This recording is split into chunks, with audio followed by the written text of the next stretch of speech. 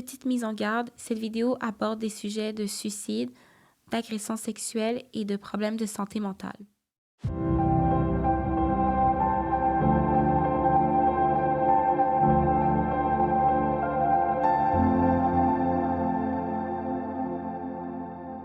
Hello tout le monde, j'espère que vous allez bien. J'espère que là où est-ce que vous vous trouvez, vous êtes confortable, vous avez passé une belle journée, belle soirée, peu importe ce que c'est. Pour ceux et celles qui ne me connaissent pas, mon nom c'est Agnès. Je suis chrétienne, modèle dans la vie de tous les jours. On m'a connue comme étant modèle photo.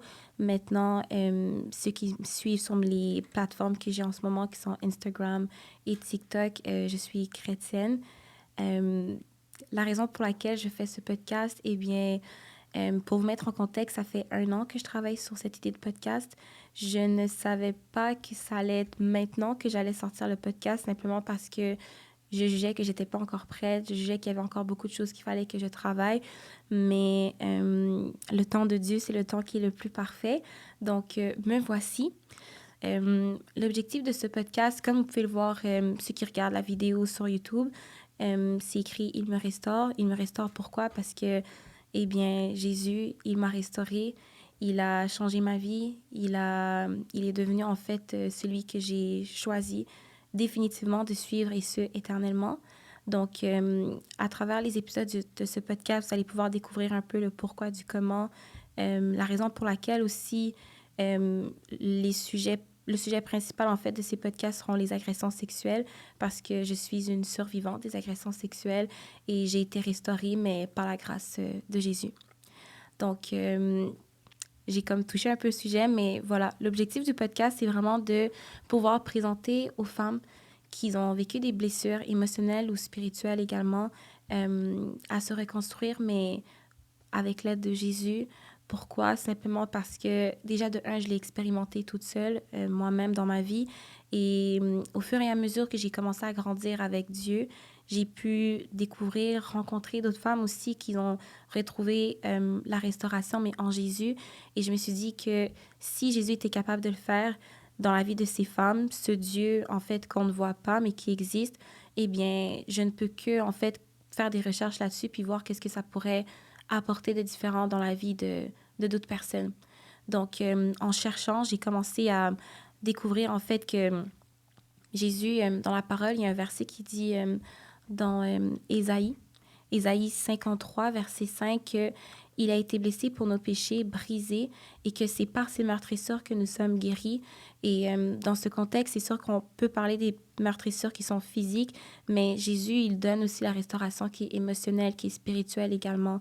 Il n'est pas mort sur la croix pour condamner les gens, mais il est mort sur la croix pour sauver les gens et les guérir également. Et c'est ce que je crois fermement, et c'est ce que je souhaite vous présenter en fait.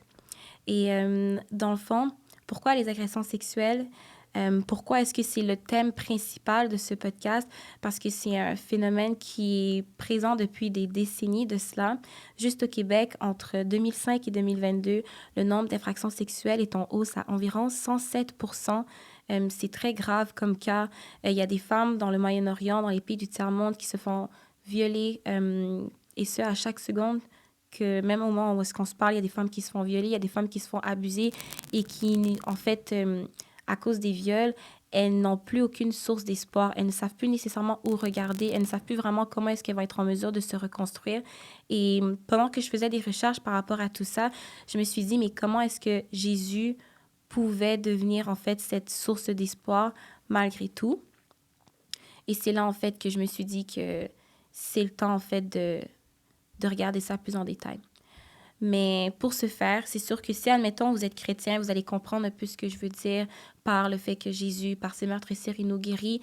Mais ma prière par rapport à ce podcast, c'est vraiment que ce soit le plus welcoming, on va dire. J'aimerais que même si tu n'es pas chrétien, même si tu ne crois pas nécessairement en Dieu, que lorsque tu écoutes ce podcast, que tu puisses déjà y entendre de l'espoir, de l'amour, de la compassion, et comprendre en fait que c'est pas à cause des agressions sexuelles que ta vie s'arrête. C'est pas parce que tu connais pas encore Jésus que ça veut dire que ta vie s'arrête ou que tu n'es pas qualifié pour être chrétien. la relation avec Jésus, c'est pas un aspect de religion, c'est vraiment une relation personnelle avec lui. Et j'espère, en fait, qu'en vous partageant mon témoignage, c'est ce que vous allez être capable de comprendre. Donc, comment est-ce que ça a commencé, ben, mon témoignage? J'ai grandi dans une famille chrétienne. Mes parents étaient très croyants. J'étais à l'église, j'étais impliquée dans le ministère à l'église. J'étais là tout le temps. Je connaissais qui était Dieu, mais j'avais pas nécessairement foi en lui. Et avant d'être avec le Seigneur, comme je le suis maintenant, j'étais une fille qui était très anxieuse, qui m'identifiait à beaucoup de choses de ce monde également, qui sont soit l'attention qu'on pouvait me donner par rapport à mon apparence physique, l'attention qu'on pouvait me donner par rapport à la profession, le fait que j'étais mannequin, en fait, je le suis encore, mais dans le temps, c'était vraiment le titre de mannequin que j'avais qui faisait en sorte que je me donnais de la valeur, le fait que j'avais un certain groupe d'amis. Bref, c'est toutes des choses externes, en fait, sur lesquelles je m'appuyais pour définir la personne que je suis. Et plus le temps passait, plus j'ai réalisé, en fait, que j'étais un peu fatiguée de vivre sous cette couverture. Je savais qu'il y avait quelque chose qui n'allait pas vraiment avec moi. Le contexte familial dans lequel j'ai grandi était quand même assez particulier. Mes parents, j'ai d'une culture africaine, donc si vous êtes africain, si vous avez des amis qui sont africains, vous connaissez un peu le milieu ou, bref, les Africains, vous allez comprendre que chez nous, en fait, l'éducation, c'est vraiment très, très important. Quand tu es une femme, tu as certaines responsabilités qu'un homme n'a pas. Donc, être une femme, ça veut dire, ben, tu fais les responsabilités de la maison, tu vas à l'école, tu ramènes un diplôme, tout ce qui a rapport avec le modeling, les photos et tout, ça, c'est toutes des choses qui n'existent pas chez nous. Comme ma mère, quand je lui ai parlé du fait que je voulais être mannequin, pour elle, c'était la fin du monde. C'est impossible que tu sois mannequin. Tu vas à l'école, tu fais ton diplôme, tu étudies. Et il faut savoir que j'étais vraiment bonne à l'école et j'aimais beaucoup l'école. Mais j'avais quand même ce désir en moi, à l'âge de 17-18 ans, de quand même me lancer dans le modeling pour voir un peu à quoi est-ce que ça pourrait ressembler. Donc, c'est ce que j'ai fait avec une de mes amies à l'époque. J'ai commencé à faire des photos, j'ai commencé à être plus active sur les réseaux sociaux, à partager, etc. Et j'ai vu quand même assez rapidement que les gens me donnaient une certaine attention. Puis ça venait un peu nourrir aussi déjà le fait que j'étais en manque d'attention, puis je voulais que les gens me regardent. Donc, j'étais vraiment contente avec le fait d'être modèle, etc. Et plus le temps passait, plus j'ai réalisé en fait que l'attention qu'on m'apportait venait aussi avec encore plus d'insécurité. Vu que maintenant qu'il y a plus de gens qui me regardent et qui font attention à moi, il faut que je m'assure d'être encore plus parfaite et d'avoir comme de quoi offrir aux gens. Donc, je soignais encore plus mon attention, je sortais encore plus. J'ai commencé à fumer, j'ai commencé à boire vraiment intensément. Et quand j'ai fumé, c'est pas de la cigarette, mais du cannabis. Donc, j'étais vraiment addict à le cannabis, à l'alcool aussi. Et c'était mon nouveau safe place, on va dire. Si c'est pas le cannabis, c'est pas l'alcool, c'était les garçons, en fait.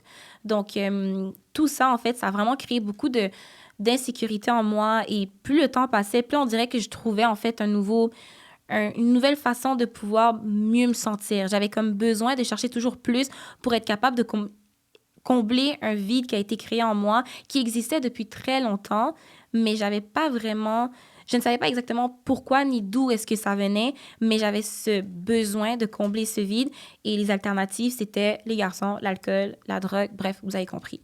Donc, il est arrivé un élément déclencheur, c'est que j'ai annoncé à mes parents à l'âge de 20 ans que j'allais partir vivre seule à une semaine de mon déménagement. Donc, bien évidemment, ma mère, en entendant cette nouvelle, je dis souvent ma mère parce que ma mère, c'était plus elle qui s'occupait de l'éducation à la maison. Ma mère, elle m'a entendue, puis elle a fait c'est impossible, comme, je sais pas, tu vas où, mais clairement, genre, comme, tu vas pas faire les choses comme ça. Mais j'étais décidée, j'étais déterminée. Je me suis dit, non, maman, moi, c'est fini, je pars. Donc, avec l'aide d'une de mes amies, j'ai fait mes boîtes et je suis partie comme en quelques jours. Et c'est là, en fait, que les vrais problèmes de la vie d'adulte ont vraiment commencé. C'est que j'étais avec une agence de mannequins et pour des raisons, en fait, on va dire légales, je peux pas vraiment détailler pourquoi est-ce que je ne suis plus avec cette agence de mannequin, mais il y a eu beaucoup de problèmes qui ont été liés avec mon agence, dont financiers. Et quand tu es en appartement, il faut que tu aies les fonds aussi pour être capable de payer ton loyer, de manger, bref, de vivre, parce que sinon, eh bien, ben, on te met dehors. Et moi, je travaillais pas vraiment dans ce temps-là. J'avais comme un petit emploi, mais vu que je faisais du modeling full-time depuis quand même un petit temps, full-time, eh bien, c'est temps plein. Ben, je me suis dit, ben, j'ai pas vraiment besoin d'autre chose. Et c'est là, en fait, que j'ai réalisé qu'il fallait que je trouve un travail parce que mes problèmes financiers à cause de mon agence ont commencé à être encore plus graves. Et donc, j'ai trouvé un emploi. Et dans mon emploi, c'était vraiment très difficile de rejoindre les deux bouts parce que j'avais pas beaucoup d'économies. Vu que je venais d'emménager en appartement, il y avait beaucoup de choses qu'il fallait que j'achète. Bref, beaucoup de dépenses. Et le fait que mes parents m'avaient renié à cause que j'avais déménagé, que mes frères, j'ai 4 frères, je suis la seule fille, mes frères aussi me parlaient plus.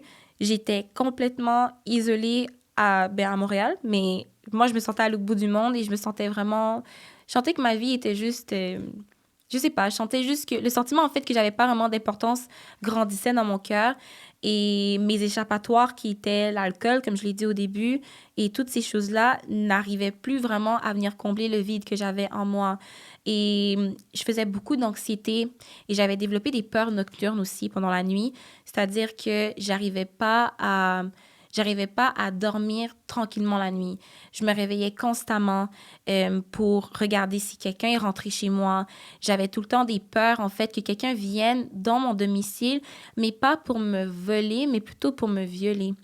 Et je ne comprenais pas exactement d'où est-ce que cette peur venait, mais j'agissais en fait en conséquence de la peur. C'est-à-dire que je mettais plein de choses devant ma porte. Et quand je dis plein de choses, c'est je mettais ma table de chevet, je mettais des ustensiles sous la porte, j'avais une fenêtre, puis j'avais couvert la fenêtre en permanence avec comme un drap parce que j'avais tout le temps peur que quelqu'un vienne me violer.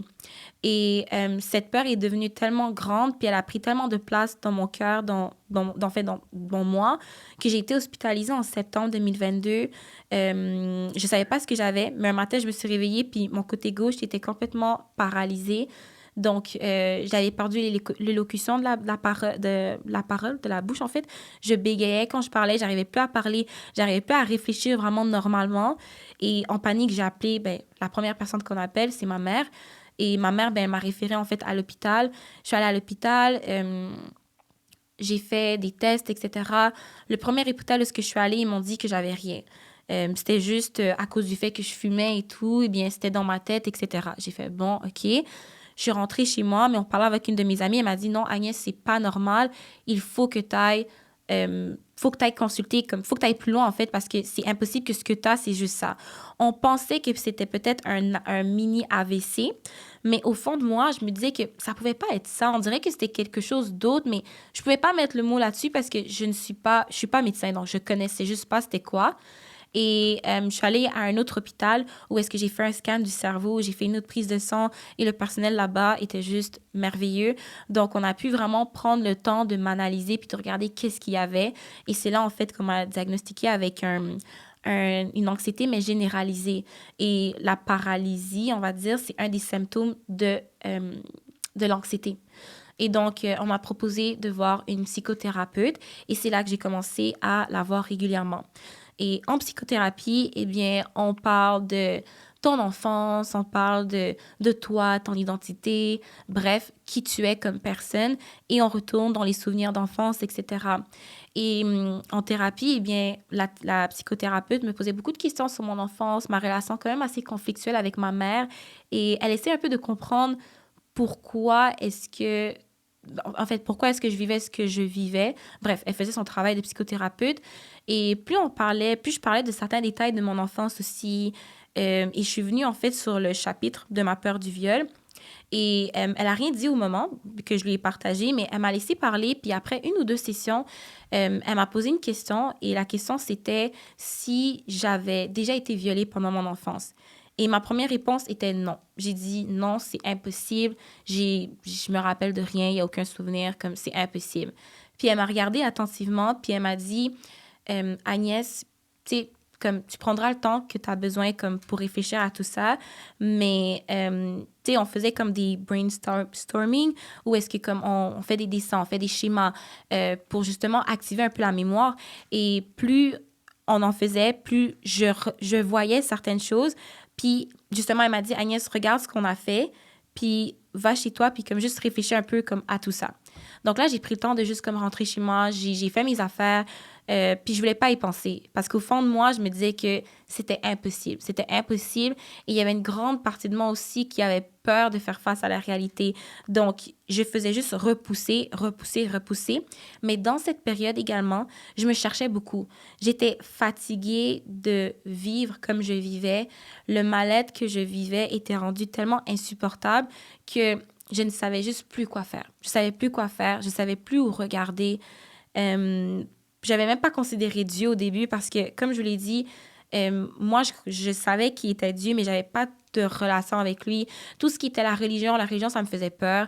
C'était juste... En fait, tout ce que je voyais, c'était vraiment... C'est impossible que je croie en Dieu. Pour moi, c'était juste impossible. Dieu n'existe pas. Il existe tellement de choses dans le monde. Bref, tous ces arguments-là, moi, c'est impossible. Et à ce moment-là, j'avais un ami, en fait, qui m'avait écrit, puis qui avait pris de mes nouvelles, puis qui m'avait posé des questions un peu sur comme ce qui se passait avec moi. Puis il m'a parlé de Dieu aussi, puis je lui ai dit, ah, c'est drôle parce que je pensais à Dieu justement comme il y a quelques jours. Puis je lui ai fait part, en fait, de la découverte, en fait, la question plutôt que la psychothérapeute m'avait posée. Et c'est là, en fait, qu'en parlant avec lui, il a prié avec moi, les jours sont passés, puis il y a un épisode en particulier qui m'est revenu comme dans la mémoire du viol, en fait, que j'avais subi par mon oncle qui était un très, très bon ami de la famille. Mais enfin, on l'appelle un oncle, mais c'est pas vraiment un oncle. C'est plus comme un... Il est tellement présent dans la famille qu'on appelle un oncle. Dans nos cultures, en fait, c'est quand même assez commun de dire qu'un ami de la famille, c'est un tonton, c'est un oncle. Donc, bref, c'est mon oncle. Donc, j'ai compris, en fait, que c'est cet oncle qui m'avait abusé pendant mon enfance. Et je l'ai partagé à ma psychothérapeute. Et c'est là, en fait, que je peux dire que ça a été le début d'une descente aux enfers, mais radicale. J'avais déjà commencé à couler, mais là, c'était encore plus creux, on va dire. Dans le sens que je venais de... Enfin, ce que ma psychothérapeute m'avait expliqué, c'est que j'avais fait une dissociation traumatique et que le fait d'avoir habité seule, ça a comme réveillé un peu... Mon corps, en fait, me parlait. Mon corps me parlait et me disait, écoute, Agnès, il y a ça qui va pas. Mais tellement ma conscience avait été conditionnée à justement fermer les yeux face à ces viols, à cause que la violence des viols m'avait tellement traumatisée que mon cerveau avait juste gelé cet épisode de ma vie. Puis dans le fond, c'est ça, une dissociation traumatique, c'est quand ton cerveau, il fait juste... Je l'explique vraiment dans mes mots, là, mais c'est vraiment quand ton cerveau, il fait juste geler un certain épisode dû à la gravité ou à la violence, en fait, du traumatisme. Donc, c'est pas mal ce que j'ai fait. Et après cette réalisation-là, ça a été, justement, comme je l'ai dit, très, très, très, très, très difficile. Je ne voulais plus rien faire. Je voulais plus me préparer, je voulais plus penser, je voulais juste éteindre. Je voulais juste éteindre ce que je ressentais dans mon cœur, je voulais juste éteindre ce que je ressentais dans mes pensées. J'avais confronté aussi mes parents, j'avais posé des questions à mes parents, j'ai accusé mes parents parce que je leur ai dit, mais pourquoi est-ce que vous avez laissé cette personne venir à la maison? Pourquoi est-ce que tonton, nanani, nanana? Bref, ça a créé beaucoup de chicanes à la maison. Mes parents, en fait, ma mère m'a dit que je mentais. Ma mère m'a pas cru. Et quand ma mère m'avait dit qu'elle me croyait pas, ça a été... comment est-ce que je peux dire ça?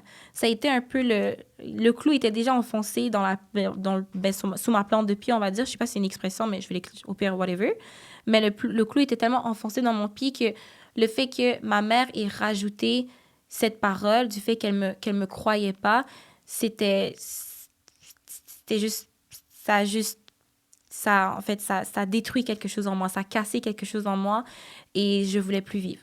Donc, j'étais rendue à cette période où est-ce que la vie... j'avais perdu le goût à la vie. J'avais perdu le goût, en fait, à qui est-ce que j'étais puis qu'est-ce que j'allais être non plus.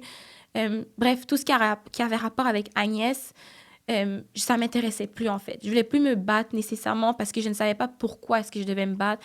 Je ne savais pas exactement à quoi est-ce que ça servait de me battre parce que je ne savais pas quelle était ma valeur. Je ne savais pas sur quoi m'accrocher non plus parce que ma famille m'abandonnait. J'avais quelques amis, mais on n'était plus vraiment en contact. Comme mes amis du modeling, on se parlait plus vraiment parce que on était juste trop différentes.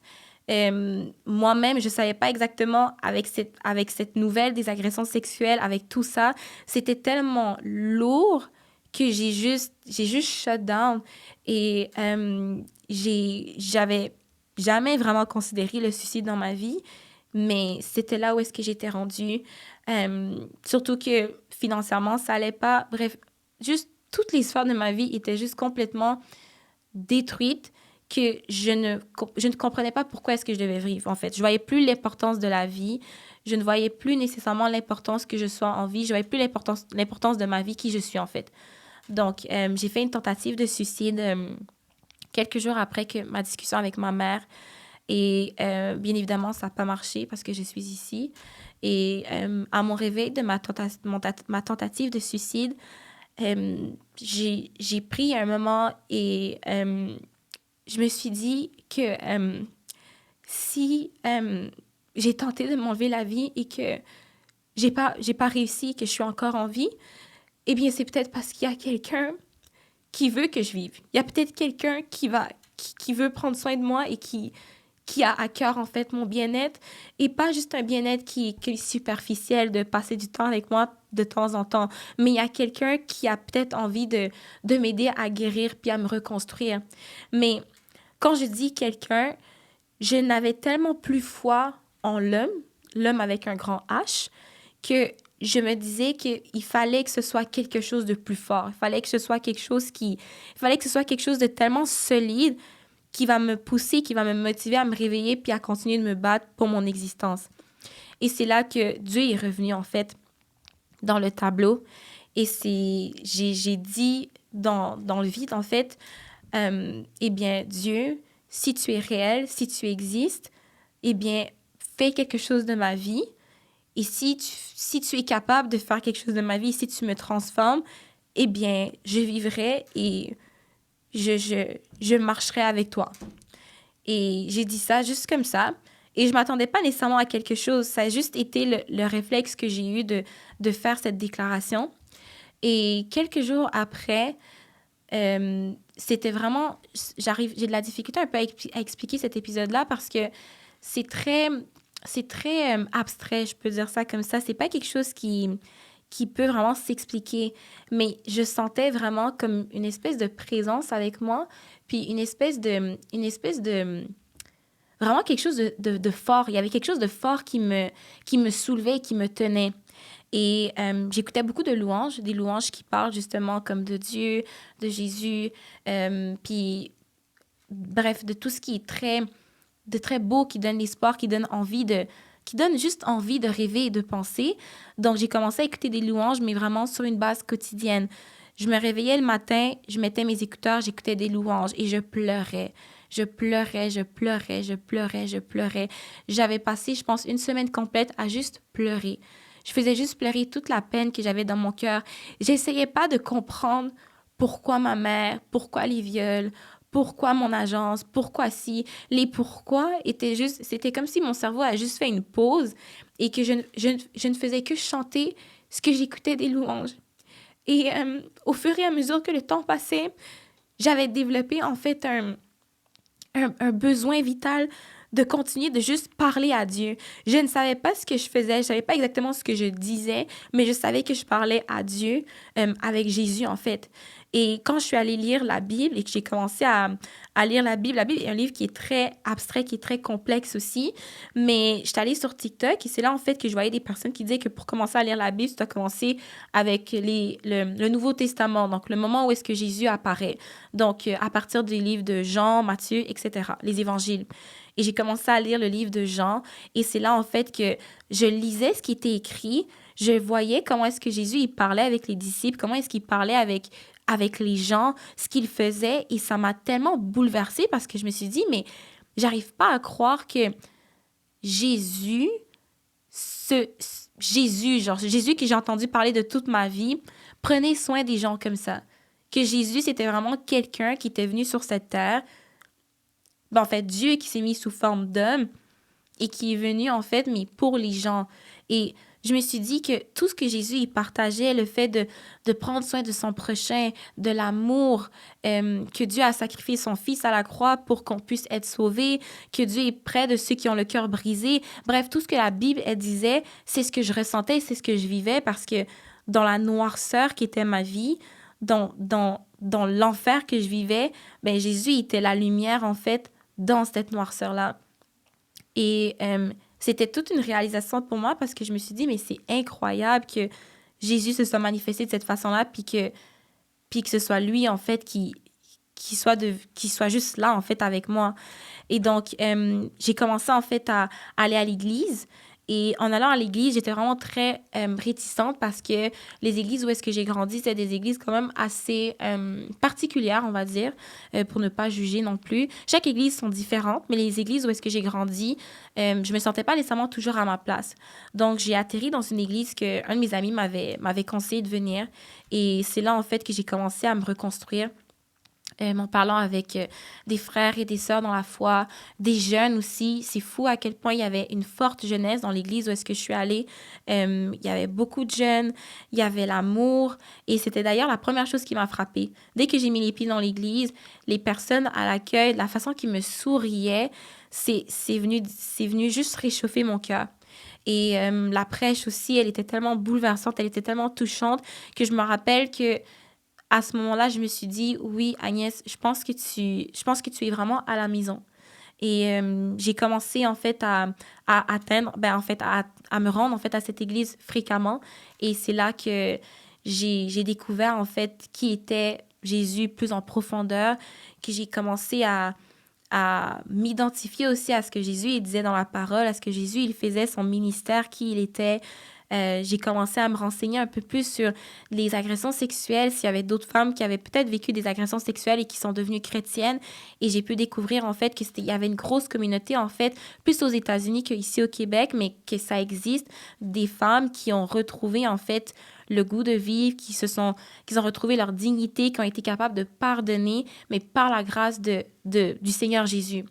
Et dans cette période-là, on était en novembre, décembre, on va dire, et il est arrivé un autre problème, c'est que je devais partir de mon appartement. Et comme je l'ai dit, je parlais plus avec ma famille, donc c'était vraiment très difficile de... En fait, c'était juste très difficile comme période, vu que ma famille n'était pas là. Mais quand mes propriétaires ont commencé à me menacer, en fait, que je devais partir de mon appartement, j'ai dû contacter ma mère et j'ai vraiment dit à Dieu que, écoute, comme Seigneur, moi, ma mère, on s'entend vraiment pas bien. Je sais pas si je vais être capable de vivre avec elle. J'ai pas la force de la confronter, mais vu que tu es avec moi, je pense que je suis capable de le faire tant et aussi longtemps que tu ne me lâches pas. Donc, ma mère est venue, en fait, m'aider à déménager. J'ai réemménagé chez mes parents.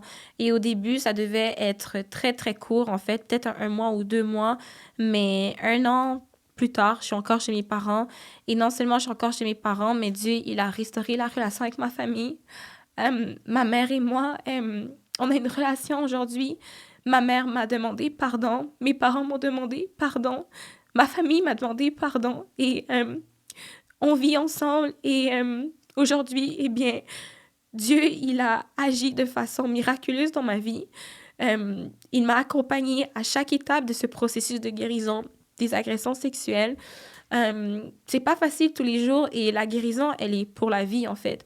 Quand tu es victime d'agressions sexuelles, c'est pas quelque chose que tu vis et que ça s'arrête après quelques mois. Non, c'est pour la vie. Parce que maintenant, ça fait que j'ai quand même encore des séquelles psychologiques, donc, et physiques aussi. Donc, j'ai mon anxiété. Par la grâce de Dieu, je ne prends plus de médication. Donc, je suis bien.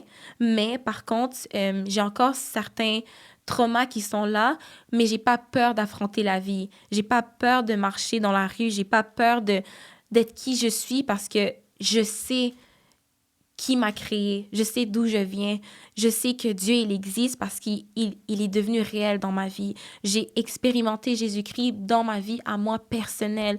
Il a restauré mon âme, il a restauré mes pensées, il a restauré tout ce que je suis. La femme que je suis aujourd'hui, je ne serais pas ici si ce ne serait pas de Jésus. Je ne serais pas en train de vous parler maintenant si je ne croyais pas en Jésus.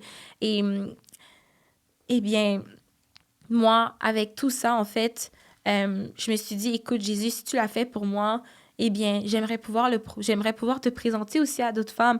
J'aimerais pouvoir aussi montrer à d'autres personnes que peut-être que tu as été victime d'agression sexuelle, puis tu as essayé par tes forces de t'en sortir, tu as essayé un peu par tes forces de devenir quelqu'un, tu as essayé par tes forces de, de, de juste trouver de quoi quelque chose de solide ou quelque chose d'éternel sur quoi t'accrocher et tu n'y arrives pas, ou ton identité, qui tu es, tu as de la difficulté à savoir qui tu es, puis la personne que tu es, la magnifique et la merveilleuse créature que tu es, eh bien moi, j'aimerais te dire que Dieu, il aimerait te le proposer, il aimerait te montrer en fait que il t'a créé pour une raison. Il connaît le nombre de cheveux qu'on a sur notre tête.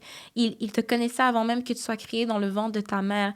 Et il veut il veut se manifester dans ta vie, mais Dieu, c'est un gentleman. Il va jamais s'imposer dans la vie des gens, à moins que tu lui ouvres la porte de ton cœur pour qu'il lui puisse venir y faire l'intervention divine, restaurer ton âme et te montrer pourquoi est-ce qu'il t'aime autant et pourquoi est-ce qu'il a sacrifié son fils à la croix il y a 2000 ans de cela pour toi, pour ton bien, pour ta vie, en fait. Donc, c'est pas mal ça, mon témoignage. Aujourd'hui, eh bien, la vie va bien. Je suis retournée dans l'industrie du modeling également. Je suis d'ailleurs candidate aussi pour Miss Canada 2024. Et ça aussi, c'est tout un témoignage parce que je me suis présentée comme chrétienne aussi. Je savais pas exactement si on allait me prendre ou quoi que ce soit, mais finalement, on m'a sélectionnée et je rends gloire à Dieu pour ça parce que avec mon podcast, en fait, puis les projets que j'ai aussi pour la suite, ça va être une belle façon, en fait, de pouvoir vous présenter, en fait, à vous qui regardent, vous qui écoutez, qu'est-ce que c'est, en fait, d'être enfant de Dieu.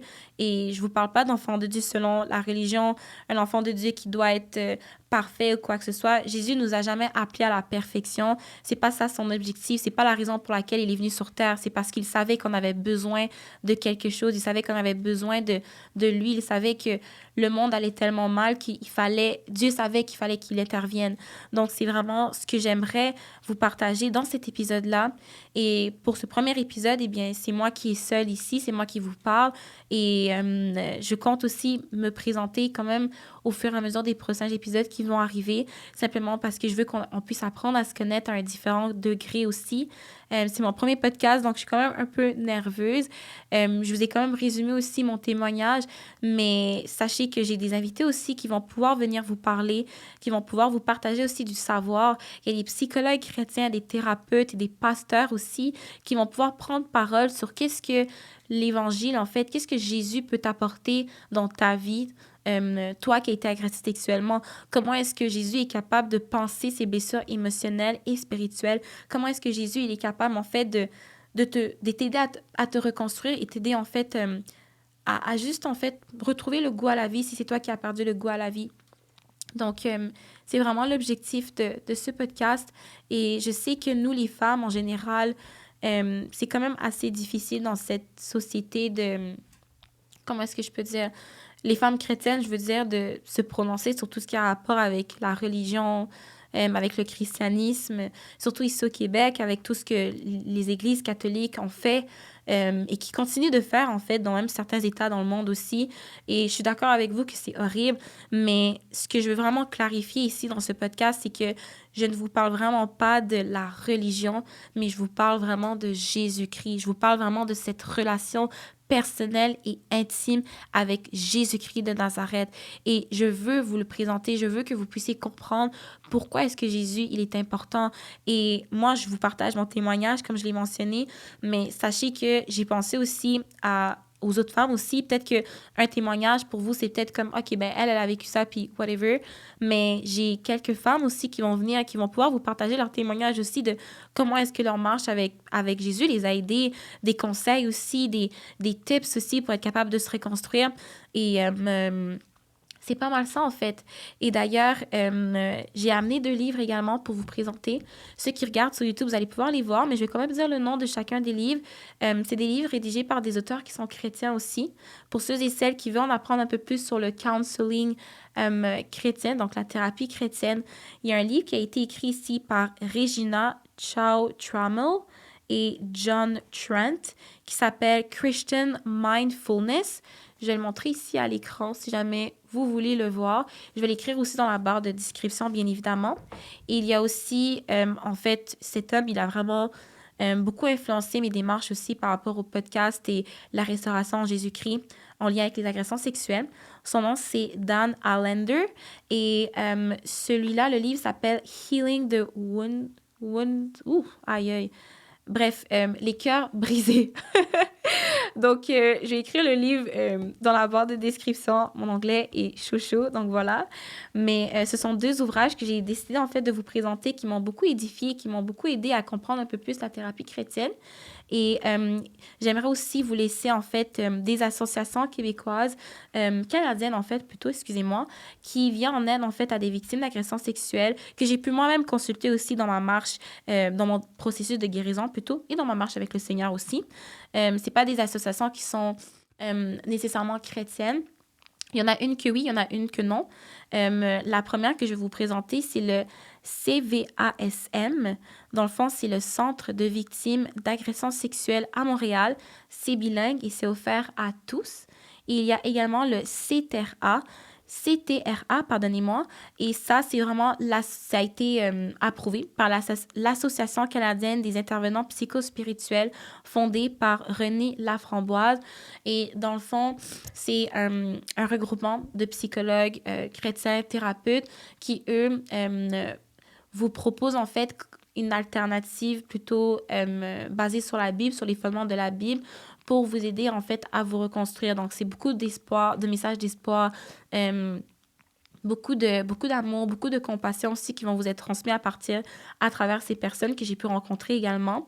Un autre livre aussi que j'ai pas mentionné au début, mais c'est un livre ici qui est vraiment très, très, très intéressant, qui a été rédigé par une trentaine de chercheurs et d'intervenants issus de disciplines diverses également qui proposent différentes approches quand ça vient aux agressions sexuelles que j'ai pu consulter. Il vous présente aussi les dommages causés par les agressions sexuelles sur le plan sociétal, émotionnel, psychologique, physique. Le nom du livre, en fait, s'appelle Les violences à caractère sexuel, qui a été sous la direction de Saïd Bergel et Mylène Fernet. Donc, tout ça aussi va être marqué sur la barre de description également. Donc, si vous êtes intéressé à regarder, à consulter, à vous renseigner également, eh bien, je vous conseille en fait de feuilleter, de regarder, juste pour la curiosité en fait de regarder. Je dis tout le temps à toutes les personnes que j'ai pu rencontrer en fait qui sont pas nécessairement chrétiennes, je les ai toujours dit en fait que avec Dieu, c'est pas il va jamais te forcer à faire quoi que ce soit. Donc si pour toi tu te dis que moi je suis pas intéressée, ça m'intéresse juste pas parce que tatati tatata, j'aimerais juste t'encourager à juste regarder, juste poser un regard un peu sur ce que c'est parce que honnêtement, je pense que c'est important de juste avoir la curiosité un peu dans la vie, de comme se dire qu'il y a toujours quelque chose de plus grand que nous. Et c'est même, personnellement, je trouve ça que c'est quand même rassurant parce que il y a un passage même dans la Bible qui dit dans Proverbe 3, verset 5, de se confier en l'Éternel, donc en Dieu de tout son cœur, et de ne pas s'appuyer sur sa propre sagesse, simplement parce que la sagesse de Dieu n'est pas la même sagesse de nous les hommes. Dieu, c'est le créateur de l'univers, c'est le créateur de toutes choses. Donc ses pensées sont plus universelles, sont plus grandes, sont plus hautes même que les nôtres, vu qu'on s'entend qu'en tant qu'être humain, on a des capacités qui sont physiques, psychologiques, émotionnelles, qui sont quand même assez limitées. Donc, le fait de s'intéresser à quelque chose de plus grand, ça n'a rien de négatif. Ça ne peut pas être négatif dans ta vie, ça ne peut qu'être positif. Et même, ça fait une preuve, ça démontre aussi une preuve d'humilité aussi, je trouve. Donc, si c'est toi qui se posais la question, je t'encourage à le faire, à juste regarder un peu ce que ça pourrait apporter également. Et sur ce, en fait, je vous invite également à suivre la page Instagram de Il me restaure, comme vous pouvez le voir aussi pour ceux et celles qui regardent le podcast. Le nom du podcast sur excusez-moi, le nom de la page Instagram, c'est Il me restaure. Donc, je vais partager des Reels, je vais partager aussi des capsules très interactives, très intéressantes aussi sur les agressions sexuelles. Il y aura des livres aussi. Là, je vous ai amené 2 ouvrages, mais au courant de l'année dernière, j'ai pu vraiment lire beaucoup de livres, regarder beaucoup de vidéos, beaucoup de témoignages également sur les réseaux sociaux, échanger aussi avec des personnes qui habitent un peu dans les 4 coins du monde sur les réalités auxquelles ils font face en tant que survivants d'agressions sexuelles. Donc, croyez-moi, il y a beaucoup de contenu qui arrive et j'espère en fait que ça pourra vous intéresser. J'espère que ça va vous permettre en fait à ceux et celles qui ont les cœurs brisés d'être restaurés et à ceux et celles aussi qui ont d'autres formes de blessures qui ne sont pas nécessairement liées aux agressions sexuelles mais qui ont envie de juste voir un peu ce que ça peut apporter, de ressortir en fait avec un peu d'espoir, avec une dose d'espoir puis de comprendre en fait que c'est possible de se reconstruire, c'est possible de devenir quelqu'un, c'est possible en fait de retrouver un sens dans sa vie et que peut-être que les expériences que tu as vécues dans ta vie ont été très traumatisantes et très difficiles, mais que ce n'est qu'une virgule dans le chapitre en fait. Le point n'est pas encore posé. Donc, c'est tout. Et sur ce, je vous souhaite de passer une super belle journée et soyez abondamment bénis.